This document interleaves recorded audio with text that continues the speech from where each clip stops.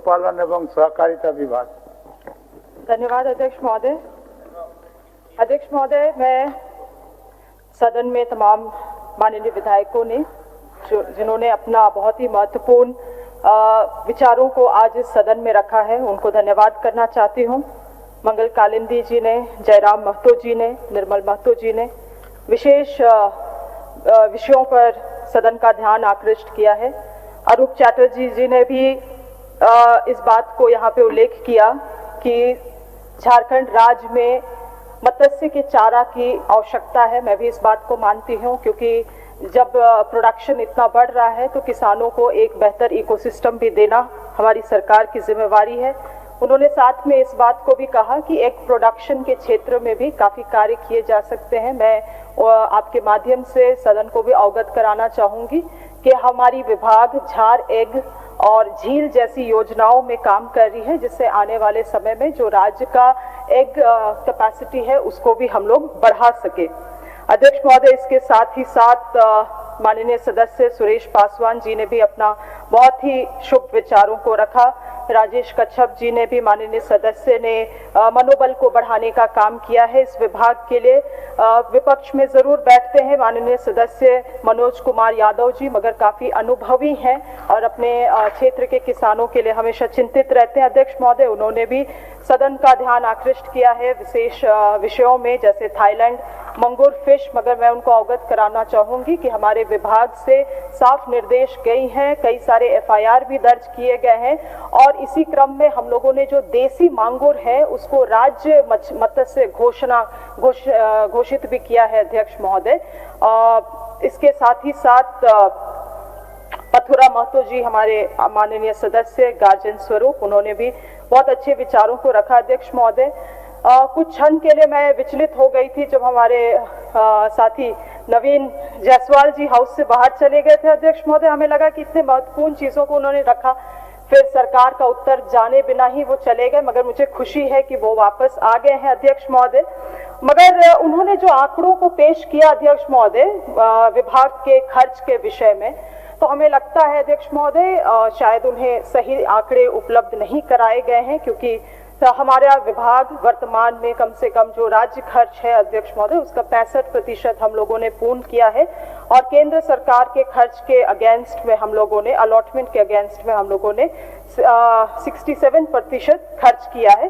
और जैसे जैसे जो बिल्स आएंगे, जो प्रक्रिया है पेमेंट की, मुझे लगता है हम लोग निश्चित रूप से 80 से 90% मार्च एंड के में पहुंच जाएंगे। इसके साथ ही साथ अध्यक्ष महोदय, उन्होंने एक बहुत बड़ा दावा किया, क्योंकि काफी चिंताजनक भी था, मिलेट मिशन को लेकर अध्यक्ष महोदय राज्य सरकार का ये एक बहुत ही महत्वाकांक्षी योजना है, जिसको अब हम लोग मड़ुआ क्रांति योजना के भी रूप से नाम से जान रहे हैं। और उन्होंने कहा कि इस योजना के तहत कुछ भी शायद कुछ कंफ्यूजन है अध्यक्ष महोदय, मैं जो भी आंकड़ा कोट करूंगी मैं आप लोगों को उपलब्ध करा दूंगी कागज में भी। उन्होंने मिलेट मिशन के लिए कहा कि इस योजना के तहत कोई भी बेनिफिशियरीज को कुछ भी लाभ इस वक्त साल नहीं दिया गया अध्यक्ष महोदय। मैं उनको बतलाना चाहूंगी कि 21,800 किसानों को लगभग 10 करोड़ रुपए का डीबीटी के माध्यम से उनके खाते में पैसा गई है। अध्यक्ष महोदय, वो बोल तो ऐसे रहे थे कि वो किसानों के लिए काफी चिंतित है, मगर इस वर्ष अध्यक्ष महोदय जब हमारे विभाग ने हर एक जिला स्तरीय कृषि मेला लगाया, तो हम लोगों ने ये निर्णय लिया कि माननीय सदस्य की ही विधानसभा क्षेत्र में टिगरा में हम लोगों ने कृषि मेला लगाने का काम किया था। निमंत्रण उनको भी थी अध्यक्ष महोदय, किंतु वो पहुंचे नहीं। तो कभी कभी ऐसा लगता है अध्यक्ष महोदय कि इनकी दिखाने की दांत और चबाने की दांत भी अलग होती है, और इसलिए मैं ये बात को कह रही हूँ क्योंकि एमएसपी पे भी ये फिर गए। और अध्यक्ष महोदय, सरकार का उत्तर है, हमें बोल लेने दीजिए। आंकड़े मैं आपको सारे दिलवा दूंगी। नवीन जी क्या विशेष चीज है? अध्यक्ष महोदय, आंकड़े में सारे को दिलवा दूंगी। कोई विशेष चीज लेना है? आप ही का जवाब, सवालों का जवाब देने के लिए। एक मिनट सुन ही लीजिए, आपको जवाब देने में जो आंकड़े दिए हैं अध्यक्ष महोदय मैंने, ये मैं घर में प्रिंट नहीं किया हूँ। Financial department scheme budget and expenditure for financial year 25-26 up to 31 जनवरी 2026 तक का ये एक्सपेंडिचर है।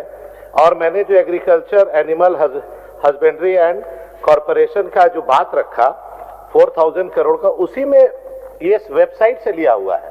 या तो आपका वेबसाइट गड़बड़ है या तो हम गड़बड़ बोल रहे हैं। ये विभाग वाइज हर विभाग का है अध्यक्ष महोदय। ठीक, उसको दिखवा लेंगे। हाँ, दिखवा लीजिए। मतलब जो आंकड़ा है उसको दिखवा लेंगे। 65%, 70%, 100% बोलने में क्या जा रहा है, लेकिन ये डेटा जो है उसी का है। ठीक ठीक, उसको दिखवा अध्यक्ष दिखवा लीजिए। महोदय, वेबसाइट में कोई भी आंकड़े गलत नहीं है, शायद माननीय सदस्य भी अपने आंकड़े के साथ सही है, मगर 31 जनवरी अध्यक्ष महोदय जब डिबेट का दिन निर्धारित है 26 फरवरी और आप 31 जनवरी का डाटा लेकर आएंगे, then that is a little matter of concern. Anyhow, तो अध्यक्ष महोदय मिलेट मिशन में मैं बतला रही थी आपको, इसके बाद इन्होंने एमएसपी के बारे में बात किया। अध्यक्ष महोदय, मैं एक बात आपको बतलाना चाहूंगी, मैंने क्यों कहा इस बात को कि खाने के दांत अलग है, दिखलाने के दांत अलग।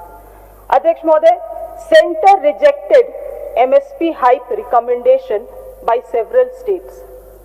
केंद्र सरकार ने कई सारे राज्यों का जो रिकमेंडेशन गया एमएसपी को बढ़ाने के लिए, उसको नकार दिया। अध्यक्ष महोदय, ये केवल गैर भाजपा शासित राज्यों की कहानी नहीं है। उत्तर प्रदेश, कई सारे ऐसे राज्यों ने भी अपना रिकमेंडेशन भेजा, हरियाणा, उनका सारा एमएसपी का रिकमेंडेशन को खारिज कर दिया।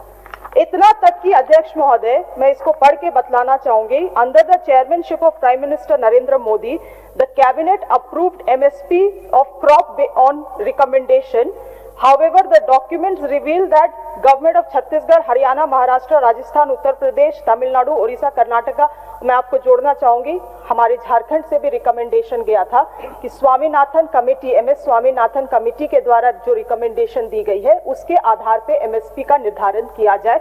अध्यक्ष महोदय, उन चीजों को कंप्लीटली डिनाई करते हुए ये निर्णय लिया गया